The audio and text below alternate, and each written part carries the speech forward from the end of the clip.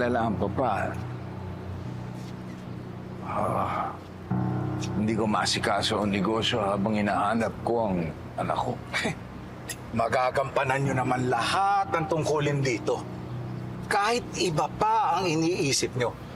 Boss, alam ko kung gaano katalas yung isip mo. May gusto ko lang ipakita kay papa na sa negosyo nakatuon ang atensyon ko. Baka lang medyo mapabayaan ko ang anak ko. Hindi sa nangihimasok ako. Pero mukhang may punto si Don Julio. Baka naman gusto niyang sabihin. Huwag ka masyado nagmamadaling hanapin anak mo. Severino, sinabi ko na sa'yo, mas maraming tuso dito sa labas kaysa sa loob. Hindi natin namamalayan sinasaksak na pala tayo sa likod. Baka magkulang ang oras ko. Yun lang ang problema. Kakayanin mo naman pagsabayin yung negosyo at pagkahanap na sa anak mo eh. Oo. Madali lang yan. Mamanayin ko yan.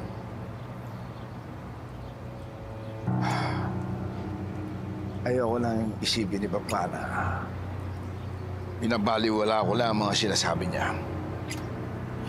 Boss Ramon, kahit ano pa ang unahin mo, negosyo o paghahanap, katuwang mo ko sa lahat ng misyon mo.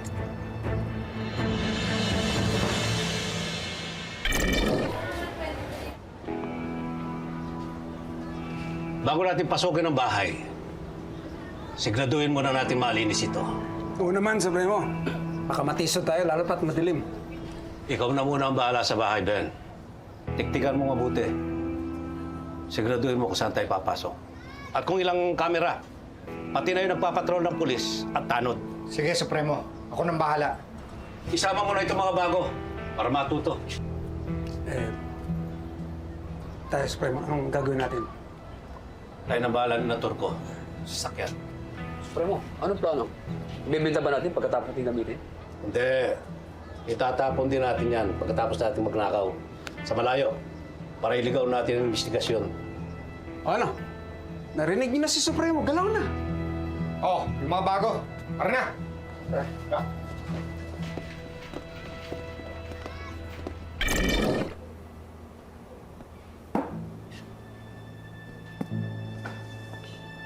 Nabalitaan ko ang mga plano mo. Some Europeans. Planning to go big, Greg? Well, you know what they say.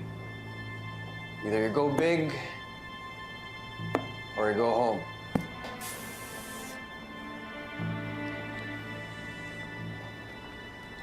I heard everything's going well with the Chuas. It was easy. You made it easy, nephew.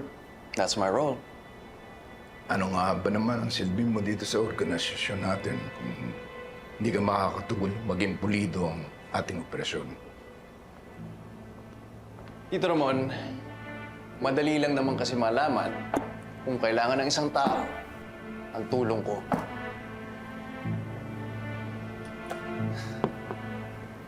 Hindi ka dapat nagmamadali, Greg. Hindi lahat nakukuha sa bilis. Ang kailangan, diskarte.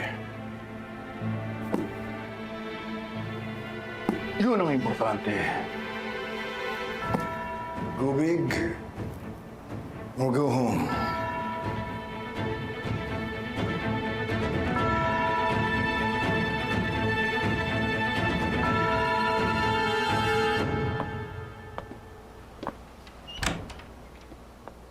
Hello? Diyan ka lang.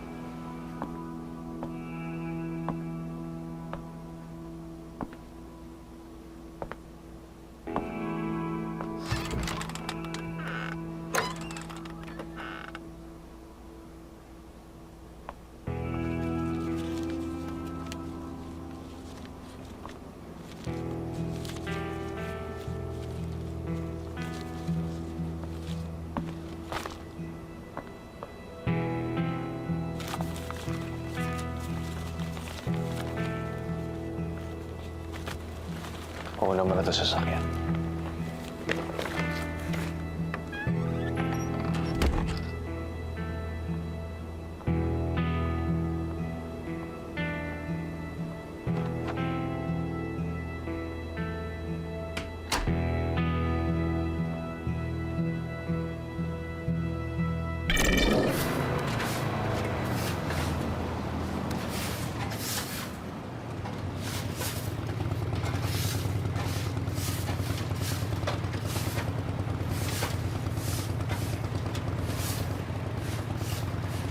Delivery po! Tao po! Tao po! Delivery po! Tao po! Tao po!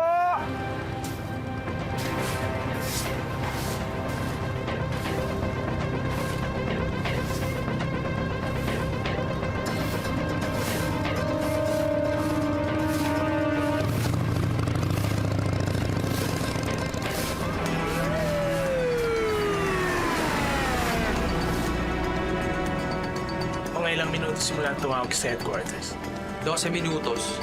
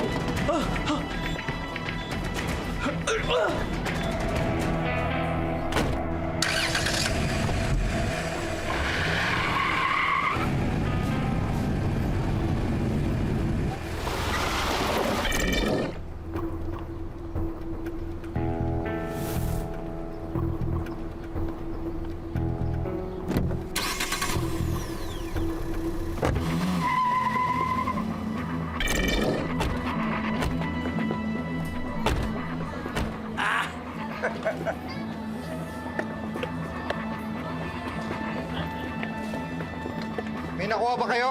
Ayan, oh! Siyempre, kami pa! At not only once, twice. Oh, Abel, basta yung pinalalakad ko sa'yo. Walang tao, Supremo. Pero maraming mata. Ilan? Marami. At nakakalat sila sa buong lugar. May madadaanan ba tayo? Merong gate dito sa gilid at sa likuran. Pero kailangan lang nating tiyempohan na wala na yung rumorondang gwardya. May alarma. Meron yan, Supremo. Sa dami ba naman ng mata nila sa paligid eh. Sigurado akong maraming panisod dyan sa loob.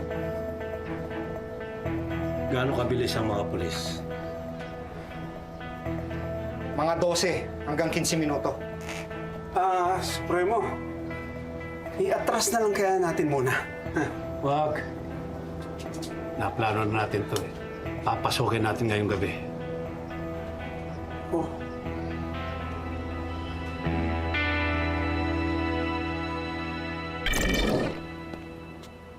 Ramon, Yep. anong ginagawa mo dito? Alam mo, bilib ako sa anak mo. Matalino, mabilis. Malaki ang ambisyon. Ano pa ba ang aasahan natin sa mga taong susunod sa mga yapak natin, di ba? Nanghihinayan na ako na hindi ko siya nakilala na maigi. Lumaki siya nang wala ako. Malaya ka na, Ramon. Marami ng panahon para kilala mo ang anak ko. Yeah. I almost forgot. How's your daughter doing? Okay. Nasa US. Hindi po makakalalam na meron pang isang anak si Olga, ang bunso niyang anak na babae. Sana magkaroon ako ng pagkakataon makilala siya.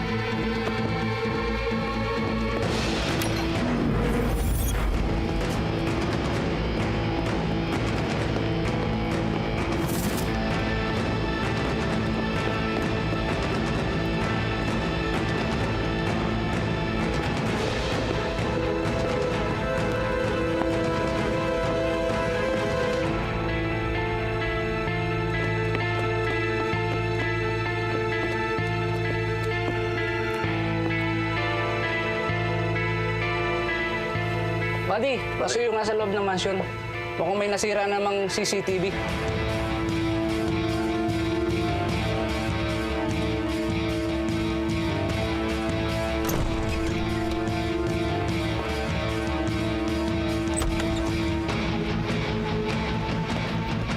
May 10 minuto tayo. Kunin nyo ang lahat ng mapapakinabangan. Sige na! Tara! Huwag! Huwag yan! Halika! Taas tayo!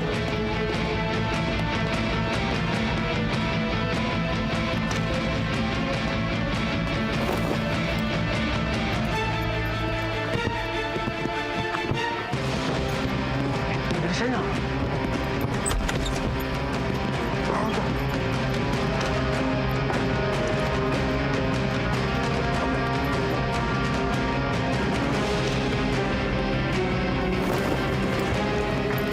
Ayun na! Bilisan nyo!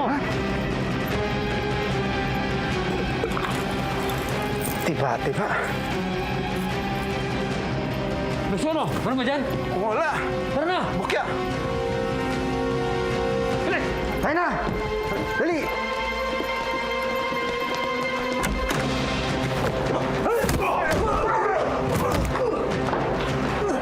Huwag mamahalin to ah!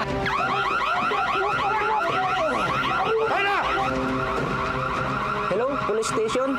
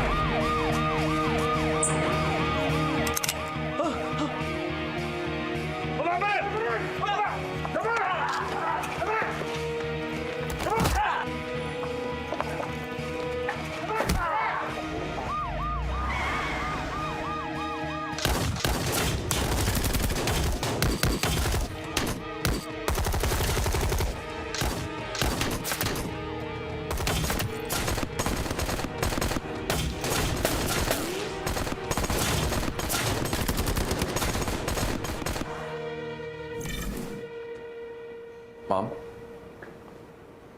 Saan ka galing? may kinita lang akong kaibigan. Alam na ng Tito Ramon mo ang tungkol sa kapatid mo. So? At ngayon, interesado siyang makilala kayong dalawa.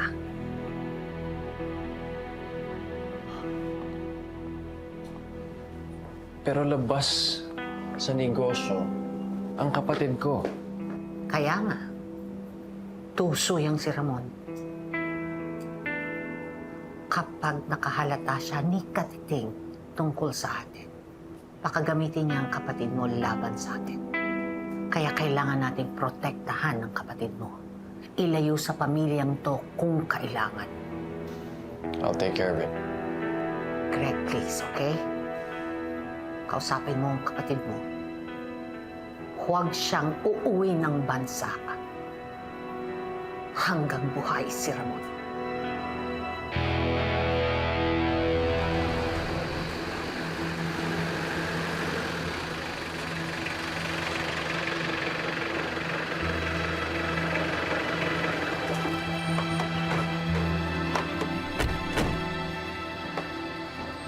Victor! Teka. Itapon mo itong dalawang sasakyan na ito sa labas ng Metro Manila. Yung malayo. Tapos sunugin mo para walang ebidensya. Ha? Malinaw sa mo.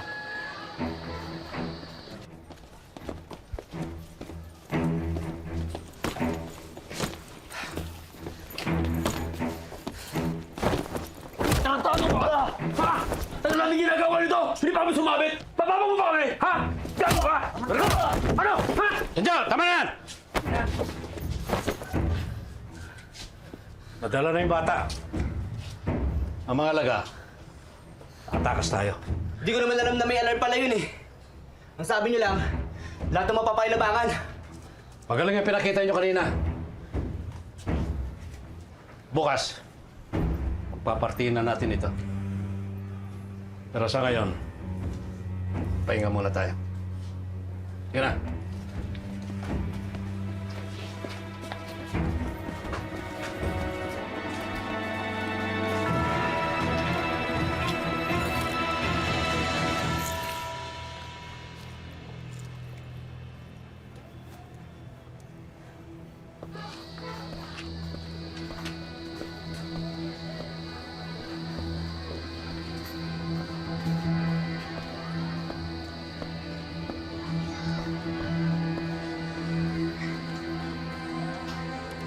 Talino ka talaga, Lucio.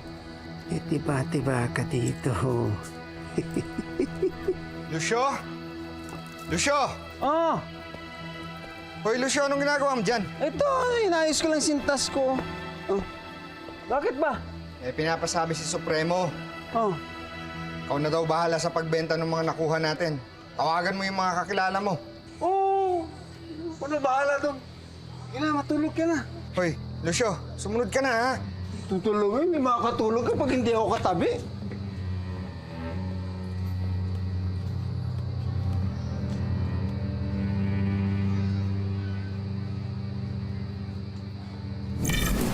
Aray. Kaya pa ba? Sumakit na naman siya. Nick, paano kita iuwi niyan? Hindi naman kita kayang buhatin. Jill, baka pwede mo ko ihatid hanggang sa bahay. Hindi ko talaga kaya. Teka. Ayan, sandali lang. Okay. Hi, Monique. Uy! Okay ka lang? Gusto mo ihatid na kita? Uy, ang ginagawa mo dito? Di ba sabi ko sa'yo, ayos lang ako? Uy, may kutsa siya ka na sumabay. Pag sa akin, mag-jeep tayo. Sige ka. Sabi ko naman sa'yo, di ba? Nakakahiya. Ayoko ipakita sa kanya yung bahay ko, di ba? Ayos lang ako. Hindi na. Sige na. Sige na. Okay na. Pogi na nga. Ganda pa yung kotse. Monique, alika na. I'll bring you home. Obviously, you're having a hard time. Masakit yung paa mo. I'll bring you home now. It's okay. Alika. Huwag ka na mahiya. Sige. Salamat. Uy, JP, thank you Sure. Alagaan mo yung best friend ko. Okay na? Ayos lang. Sabi ko naman sa inyo, gentleman ako dun. Siguraduhin mo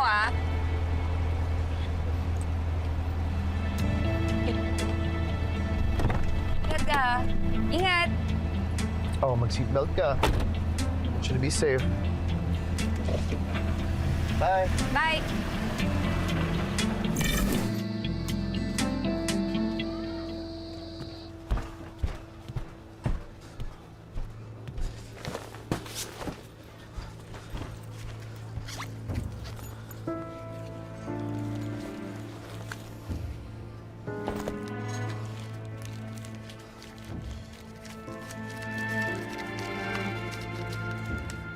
Buti lang may tabi akong pera para mapiyansahan natin si Lola.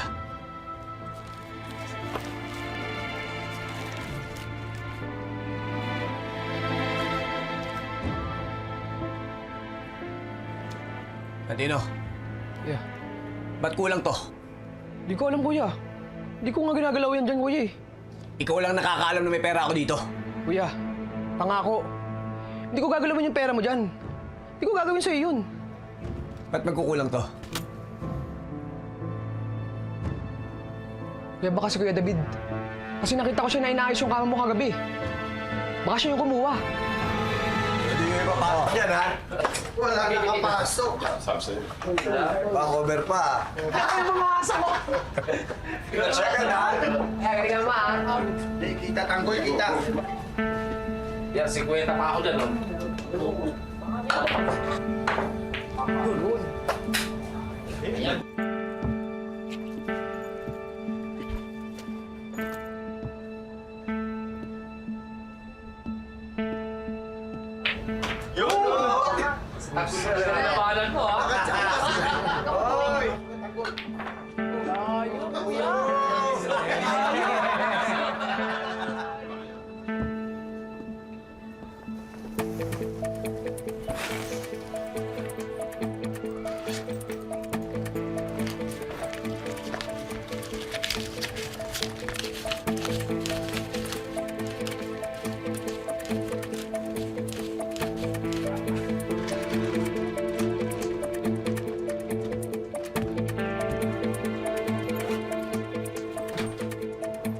Nagdagdag ako ng pera ko.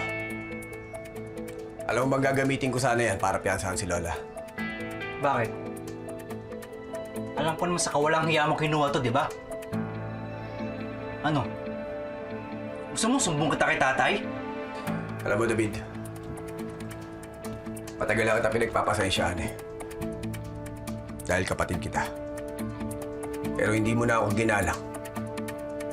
Hinakawa mo pa ako. Eh ano ngayon? Sige, sumbong mo ako! Kinala tsaka kay tatay! Samahan pa kita eh! Ano? Sasaktan mo ako? Ha? Papairali mo yung pagiging basagulero mo? Sige! Saktan mo ako! Sige! Tingnan natin anong gagawin ni tatay! Sino mang nangangailangan saan mang galing tutulungan, tawagin lamang ang ating tagapagtanggol. Laban sa mga ganit at sinungaling humanda pagkat nandito na ang ating tagapagtanggol. Sino mang nangangailangan saan mang galing tutulungan, tawagin